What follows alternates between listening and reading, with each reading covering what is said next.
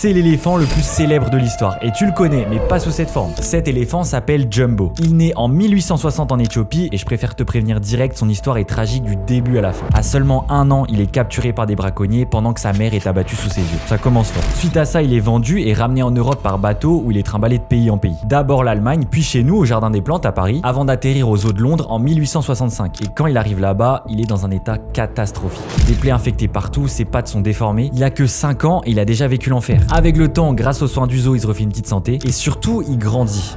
Beaucoup. Il atteint les 4 mètres de haut et c'est cette taille qui va faire de lui une superstar mondiale. Des millions de personnes viennent le voir chaque année et tous les jours, des dizaines d'enfants montent sur son dos. L'enfer continue pour lui. Parmi ses enfants, il y a des gros noms comme Winston Churchill ou encore Theodore Roosevelt. Mais à l'âge adulte, tout bascule. Jumbo atteint la maturité sexuelle et devient ultra violent, voire incontrôlable. Pour le calmer, il est battu et on lui fait boire jusqu'à 1 tonneau de bière chaque jour. Le zoo de Londres sait plus quoi faire de lui et hésite même à l'abattre. Finalement, il décide de s'en débarrasser, malgré les protestations des Anglais et même de la reine Victoria en personne, parce qu'en Angleterre, il est adoré Jumbo. Mais il est quand même vendu pour 10 000 $, une somme énorme à l'époque, au plus grand cirque du monde. Sa popularité explose encore plus et il rapporte des millions et des millions au cirque. Mais tout s'arrête en 1885. Le 15 septembre, Jumbo est percuté par un train au Canada et meurt sur le coup. Officiellement, le boss du cirque affirme qu'il s'est sacrifié pour sauver un petit éléphant. Officieusement, beaucoup disent que l'histoire a été complètement inventée pour éviter le scandale et offrir une fin spectaculaire à sa star. Et je vous l'ai dit au début, Jumbo vous le connaissez parce que son histoire a directement inspiré Disney pour faire l'un de ses plus gros classiques,